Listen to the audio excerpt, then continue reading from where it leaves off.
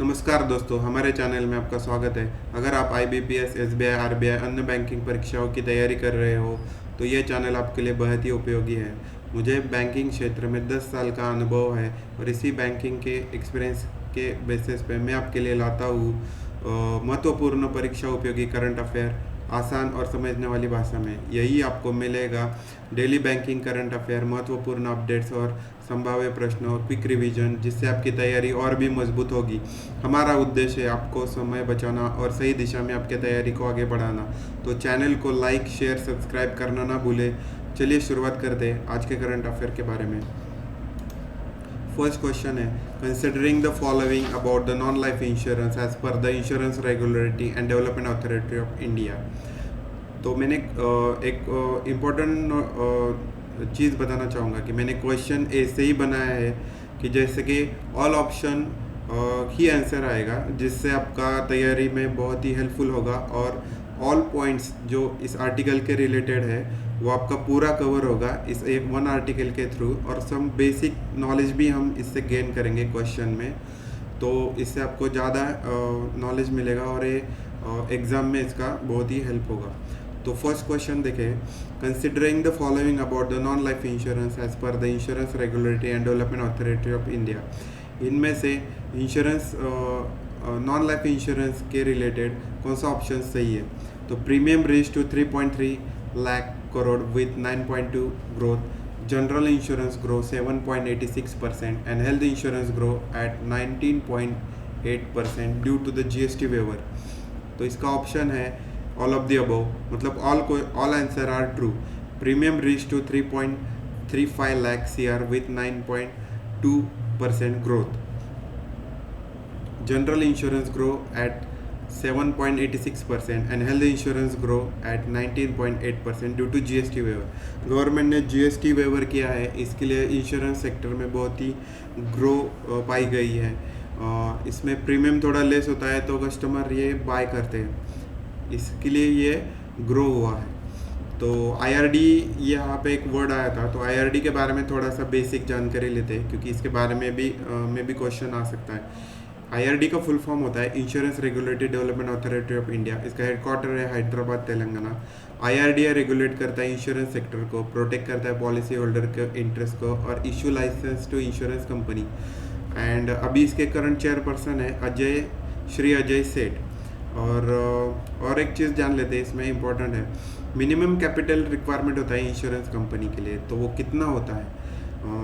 तो इसका basic information है, लाइफ इंश्योरेंस कंपनी को मिनिमम कैपिटल रिक्वायरमेंट होता है 100 CR, जनरल इंश्योरेंस को भी सेम है 100 CR, और री इंश्योरेंस कंपनी को मिनिमम 200 CR का मिनिमम कैपिटल रिक्वायरमेंट होता है। तो इनमें से क्वेश्चन आ सकता है, तो ये पूरी सारी चीज़ आपका रिवीजन में नोट डाउन कर सकते हैं और आप इसका क्विक जब भी एग्ज़ाम आएगा तब आप इसका रिवीजन कर सकते हैं। बहुत ही इम्पोर्टेंट है इसका ये चीज़ है। नेक्स्ट क्वेश्चन देखते हैं, considering the following about the DOT and security exchange board of India. तो एक एमओयू हुआ था सेबी में और डीओटी में। डीओटी मतलब डिपार्टमेंट ऑफ टेलीकम्युनिकेशन और सेबी में एक एमओयू हुआ था। उसका एक मेन एम था to prevent tele based fraud calls, मतलब टेलीकम्युनिकेशन के थ्रू जो भी फ्रॉड होते हैं, मतलब कॉल करके, एसएमएस करके, व्हाट्सएप पे, तो उसको क्रब करना। इसमें एक इंस्टीट्यूशन इन्वॉल्व था, फाइनेंशियल फ्रॉड टास्क इंडिकेटर, और एक पोर्टल था चॉक्सू अंडर संचार साथी। तो ये सारे ऑप्शन सही है। इन डिटेल थोड़ा देखते हैं तो आपको थोड़ा और समझ में आएगा। एक एमओयू का focus to prevent financial fraud originate through telecommunication network, मतलब इसका मेन फोकस था टू प्रिवेंट फाइनेंशियल फ्रॉड, जो mobile calls, SMS, WhatsApp, effect on investor security, मतलब जो सेबी के security market through mis selling करते हैं उसको क्रब करना, इसका मेन प्रिवेंट था। Main objective to stop fraud, यही है सब कुछ मैंने शॉर्ट में बता दिया है। चाहे तो आपको इसका स्क्रीनशॉट ले सकते हैं। अगर किसी को इसका पीडीएफ चाहिए तो कमेंट में बता देना, इसका पीडीएफ में शेयर कर दूंगा। सेबी के बारे में थोड़ा जान लेते हैं। SEBI security and exchange board of India, इसके करंट चेयरपर्सन है तोहिन कांता पांडे। और इसका हेडक्वार्टर लोकेटेड एट मुंबई। और संचार साथी पोर्टल और चॉक्सू फैसिलिटी के बारे में थोड़ा सा शॉर्ट जान लेते हैं, तो ये भी इम्पोर्टेंट है। Department of telecommunication has developed a Sanchar Saathi portal to protect citizen from mobile and digital fraud. DOT ने एक पोर्टल लॉन्च किया था जिससे कि इंडियन सिटीजन को प्रोटेक्शन मिले टेलीकम्युनिकेशन के थ्रू जो फ्रॉड्स होते हैं उसको क्रब करना उसके थ्रू। तो चॉक्सू एक पोर्ट फैसिलिटी है, इसके थ्रू सिटीज़न अपना कंप्लेंट रजिस्टर कर सकते हैं जो भी व्हाट्सएप थ्रू एसएमएस थ्रू ये होते हैं फ्रॉड्स उसके बारे में। ये हेल्प करता है to identify fake investment scam and impersonal call and cyber fraud. जो भी फेक कॉल फ्रॉड होते हैं उसको आइडेंटिफाई करने में हेल्प करता है। अभी डीओटी क्या एक्शन लेता है वो थोड़ा सा देख लेते हैं। Mobile connection can be block. अगर मोबाइल आइडेंटिफाई होता है तो वो मोबाइल ब्लॉक कर सकते हैं, मोबाइल नंबर ब्लॉक कर सकते हैं। व्हाट्सएप के थ्रू आता है तो व्हाट्सएप ब्लॉक कर सकते हैं। एसएमएस के थ्रू आता है तो पूरा एसएमएस सिम कार्ड मोबाइल दोनों ब्लॉक कर सकते हैं अगर उनका आइडेंटिफाई होता है। चलो नेक्स्ट क्वेश्चन देखते हैं।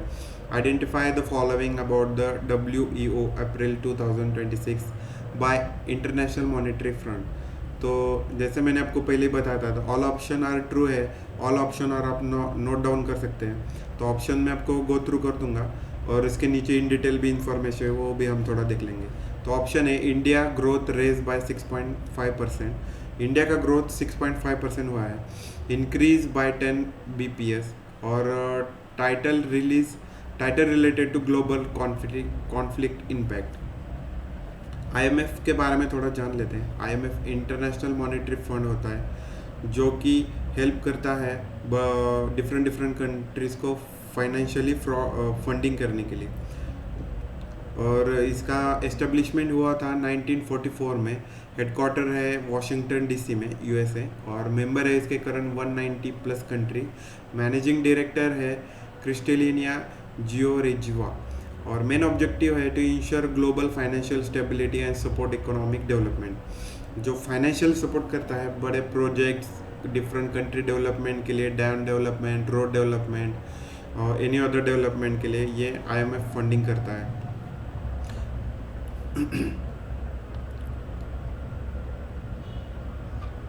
नेक्स्ट क्वेश्चन देखते हैं। Considering the following about Coca mission. एक कोका मिशन है इंडिया का, इसके बारे में थोड़ा जान लेते हैं। इसका टारगेट था सेल्फ सफिशिएंसी बाय 2040 तक सेल्फ सफिशिएंसी लाना इसका एक मेन टारगेट है। इंडिया प्रोसीड पहले इंडिया में प्रोडक्शन 20% से भी लेस होता था और अभी भी है। Suggest national mission on Coca. ये सारे ऑप्शन सही है, एक बार गो थ्रू कर लेना। नेक्स्ट क्वेश्चन देखते हैं। Considering the following about Utkarsh 2090 by reserve bank of India. Reserve bank of India ने एक रेगुलेशन लॉन्च किया था उत्कर्ष 29। उसके बारे में देखते हैं। उसका टेन्योर रहता है 2026 to 2029 में। Has 6 strategic pillar. उसमें 6 स्ट्रैटेजिक पिलर है वो भी देख लेते हैं नीचे। और रिप्लेस शॉर्ट टर्म प्लानिंग, जो भी शॉर्ट टर्म प्लानिंग है उसको रिप्लेस करके उसमें इंक्लूड कर दिया गया। तो इसमें 6 पिलर कौन से है? Robust regularisation, customer centricity and inclusive finance and competitive market, efficiency technology and future ready organisation and global India and globalisation integration. RBI के बारे में थोड़ा जान लेते हैं। RBI basic information. RBI reserve bank of India full form है। Detail है 1 अप्रैल 1935 में एस्टेब्लिश हुआ था। नेशनलाइज हुआ था 1 जनवरी 1949 में। इसमें थोड़ा कन्फ्यूजन होता है तो ये थोड़ा जान लीजिए क्योंकि एस्टेब्लिशमेंट 1 अप्रैल 1935 में हुआ था और नेशनलाइज 1949 में हुआ था। हेडक्वार्टर मुंबई है और फर्स्ट गवर्नर थे श्री ऑसबॉर्न स्मिथ और इंडियन गवर्नमेंट है CD देशमुख। दोनों में कन्फ्यूजन होता है गवर्नर ने, तो मैंने वो दे दिया, आप नोट डाउन कर सकते हैं। करंट गवर्नर है संजय मल्होत्रा अभी। और RBI का थोड़ा फंक्शन देख लेते हैं। फंक्शन के बारे में भी पूछ सकता है इन डिटेल। तो सेंट्रल बैंक ऑफ इंडिया है इंडिया का, regulate banking system and monetary policy. India में बैंकिंग सिस्टम पूरा रेगुलेशन आरबीआई थ्रू होता है। Control inflation and money supply, inflation को कंट्रोल करता है, मनी सप्लाई को भी कंट्रोल करता है। इशू करेंसी, 1 रुपये का नोट, 1 रुपीज़ का नोट छोड़ के सारी करेंसी आरबीआई करता है, और 1 रुपये का note government of India issue करता है। Monetary policy formulation, regulate the banks, cooperative, all banks, पहले कोऑपरेटिव बैंक्स इसमें इन्वॉल्व नहीं थे, लेकिन अब लेटेस्ट के through all commercial cooperative bank, NBFC, all are regulated by RBI. Foreign exchange management भी आरबीआई के थ्रू ही होता है। बैंकर्स बैंक बोलते हैं उसको। Currency issue management headquarter Mumbai financial. ठीक है, नेक्स्ट क्वेश्चन देखते हैं। Considering the following about payment biometric UPI, तो ये चारों ऑप्शन इंपॉर्टेंट है तीनों। Pin free transaction, 5000 limit through UPI withdrawal और 10,000 एटीएम थ्रू। तो ये जो पॉइंट्स है इसके थोड़ा इन डिटेल देख लेते हैं। Paytm biometric UPI explain. UPI का फुल फॉर्म है unified payment interface. What is payment biometric UPI? Payment biometric UPI is the new payment authentication feature allow user to approve UPI transaction biometric like fingerprint or face ID instead of entering UPI। मतलब आप ATM से biometric through cash निकाल सकते हैं, minimum 5000। Paytm के through 5000 निकाल सकते हैं और एटीएम के थ्रू 10,000 है। User initiate Paytm through payment through Paytm के through biometric through we can transfer the money instead of UPI PIN and system. Fingerprint scan हो सकता है। बेसिक फीचर वही है। फास्टर ट्रांजैक्शन, बेनिफिट क्या है इसके कि ट्रांजैक्शन फास्ट होता है, सिक्योर मनी जाता है। पिन भूलना, पिन फ्रॉड हो सकता है, इसके ये जो ड्रॉबैक है उसमें वो बेनिफिट मिलता है। Improve user convenience for digital payment and important explanation points. Works under UPI ecosystem regulated by NPCI. ये जो पूरा रेगुलेट करता है वो एनपीसीआई करता है, national payment corporation of India, जो कि एस्टेब्लिश हुआ था 2008 में।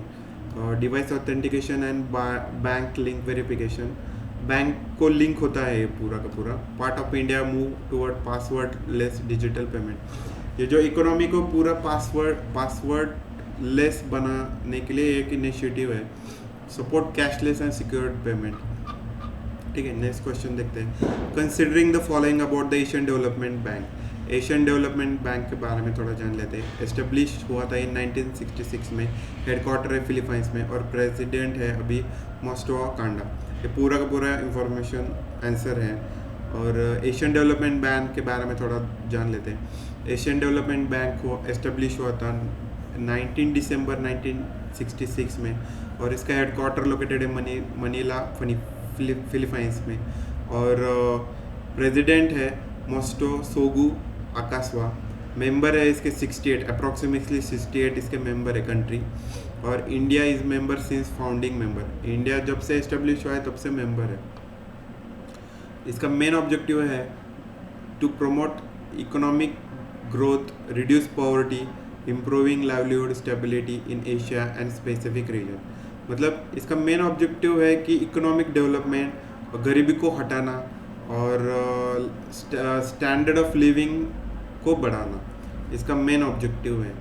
Provide loans to grand development projects. ये जो ये है एशियन डेवलपमेंट बैंक है जो कंट्रीज़ को लोन देता है डेवलपमेंट प्रोजेक्ट्स के लिए। ठीक है, सपोर्ट इंफ्रास्ट्रक्चर डेवलपमेंट मतलब road, railways, power, urban development, जो भी डेवलपमेंट होता है इसमें जो फंडिंग होता है वो आईएमएफ थ्रू ही होता है। आईएमएफ और एशियन डेवलपमेंट बैंक में इसमें ये करती है, फंडिंग करती है। ठीक है, ये थोड़ा बेसिक चीज़ें हैं, आप इसको गो थ्रू कर सकते हैं। इसका चाहे तो पीडीएफ आप कमेंट कर देना, मैं इसमें पीडीएफ शेयर कर दूंगा। नेक्स्ट क्वेश्चन है considering the following about the SEBI IT platform. तो जो ऑप्शन है supcoms replace email communication, e justification, digital hearing and C SAC is AI based cyber security tool. ये सारे के सारे ऑप्शन सही है। तो सेबी के बारे में थोड़ा देख लेते हैं। कंप्लीट बेसिक इंफॉर्मेशन है। Security and exchange board of India, SEBI होता है as a non statutory body, establish हुआ था 1988 में। हेडक्वार्टर है मुंबई महाराष्ट्र में, और उसको स्टैट्यूटरी स्टेटस गिवन इन 92 में उसको स्टेटस मिला था, statutory status given by SEBI in SEBI act 1992 के अंडर। और अभी चेयरपर्सन है तोइन कांता पांडे। और capital market regulated in India, तो मेन ऑब्जेक्टिव है protect investor interest and regulate security market in India. मतलब सिक्योरिटी मार्केट, जो शेयर होल्डर रहते हैं, सिक्योरिटी शेयर्स जो बाइंग सेलिंग जो होती है, म्यूचुअल फंड, उनको प्रोटेक्शन प्रोवाइड करना उसका मेन ऑब्जेक्टिव है। Regulate the stock NSE and BSE, protect investor from fraud and mall practices, मतलब जो भी फ्रॉड्स होते हैं शेयर्स में वगैरह, वो उसको क्रब करना, ये मेन बेनिफिट है। ठीक है, ये थोड़ा बेसिक इंफॉर्मेशन है, आप गो थ्रू कर लीजिए। नेक्स्ट देखते हैं। Considering the following about the unified payment interface, इसके तीनों के तीनों ऑप्शन सही है, आप एक बार गो थ्रू कर लीजिए। Launch in 2016 by NPCI, 691 banks अभी रजिस्टर्ड है NPCI के अंडर 2016 तक, और 80% रिटेल डिजिटल शेयर। ठीक है, NPCI के बारे में थोड़ा जान लेते हैं। NPCI national payment corporation of India, जो कि एस्टेब्लिश हुआ था 2008 में। हेडक्वार्टर है मुंबई में, और ओनर है इसके RBI और इंडियन बैंक एसोसिएशन। ये इम्पोर्टेंट है। NPCI का ओनली RBI ओनरशिप RBI के पास नहीं है, इसमें IBA भी थोड़ा इन्वॉल्व है। और इस नॉन प्रॉफिट ऑर्गेनाइजेशन, ये भी इम्पोर्टेंट है, नॉन प्रॉफिट ऑर्गेनाइजेशन है ये क्योंकि जो भी डिजिटल ट्रांजैक्शन होते हैं उस पर फ़िलहाल तो कोई चार्ज नहीं है, तो on the basis of non profit organisation इनके थ्रू ही ये फ्री है अभी तक। To operate manage retail payment system in India, तो ये पूरा रिटेल पेमेंट का जो UPI के थ्रू होता है, मतलब गूगल पे, फ़ोन पे और ऑल बैंक्स के ऐप भी है, उसके थ्रू हम पेमेंट करते हैं विदाउट कैशलेस, तो ये पूरा हैंडल NPCI के थ्रू ही होता है।